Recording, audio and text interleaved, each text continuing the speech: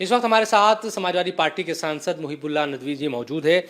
नदवी जी, हज यात्रा चल रही है, बहुत सारे जो हज यात्री है वो चले भी गए हैं सऊदी अरब में, मक्का और मदीना में, लेकिन एक सर्कुलर आया है सरकार की तरफ से, हज कमेटी ऑफ इंडिया की तरफ से,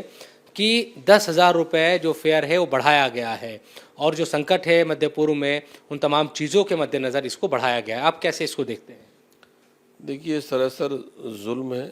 नाइंसाफ़ी है, और जो उसूल व ज़वाबित होते हैं, जो एक बार एग्रीमेंट हो जाता है और पैसा आपने जमा करा लिया, उसके बाद अभी तो पेट्रोल डीजल जो आम तौर पर नहीं हुआ है,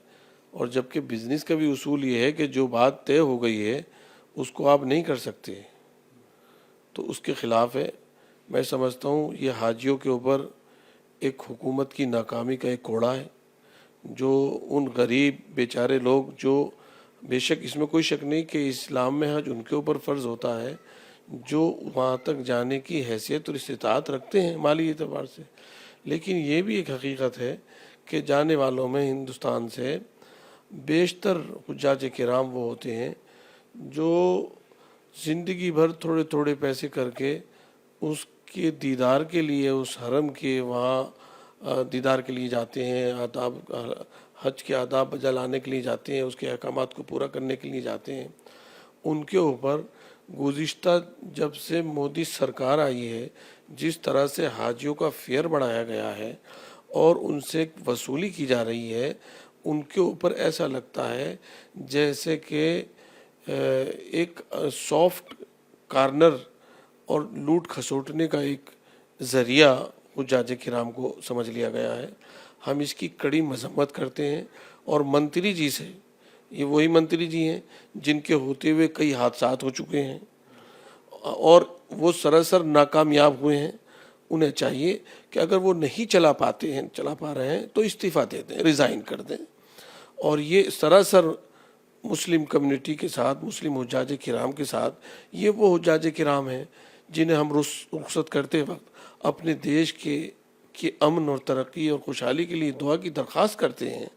हम उनके ऊपर, जो हाजी वहाँ गए हुए हैं, वहाँ से वीडियो आ रही हैं, कई वीडियो हमने देखी, जो मोतबर हमारे जर्नलिस्ट हैं फरहान याया साहब वगैरह, उनकी उससे पता चला है, हमें इत्तला मिल रही है कि हाजियों के साथ वहाँ भी बड़ा जुल्म किया जा रहा है। हमने पार्लियामेंट में क्वेश्चन उठाया था कि हज कमेटी क्यों नहीं बना रही है, सुप्रीम कोर्ट ने आर्डर किया हुआ है, उसके बावजूद हाजियों से लूट खसोट के चक्कर में अभी तक हज कमेटी भी फाउंड नहीं की गई है। इस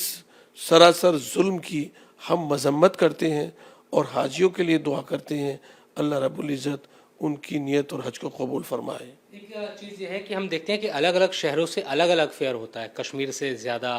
मुंबई में अलग, तमाम शहरों में, कि वहाँ से अगर फ़्लाइट जाएगी। अब जो आज़मीन है, जो हज यात्री हैं, उनसे कई लोगों से हमारी भी बातचीत हुई, तो ये कह रहे हैं, जिस तरह से आपने कहा कि एक तय रकम है, और इसी में क्योंकि कई लोग वहाँ चले गए हैं, उनको 15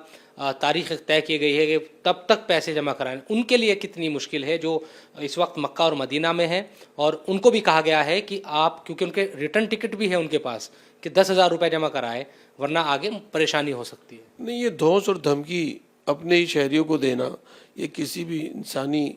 अखलाक और तहजीब का हिस्सा नहीं है। इससे ये साफ पता चलता है कि गवर्नमेंट की नीयत अपने शहरियों के तई अब सिवाय लूट खसोटने के और कुछ नहीं बची है।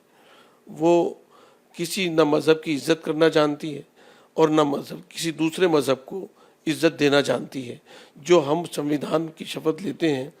कि हम भेदभाव नहीं करेंगे, तो भेदभाव साफ नज़र आता है। हज कमेटी नहीं बनाई गई, मौलाना आज़ाद फाउंडेशन बंद कर दी गई, उसका जो था उसका ख़त्म कर दिया गया। ये सब वो चीज़ें हैं जो संविधान से टकराती हैं। और इसी तरह से जो ओबीसी और जो दलित समाज है, जो पीड़ित समाज है, जिस तरह से उसको भी परेशान किया जा रहा है, ये खुला हुआ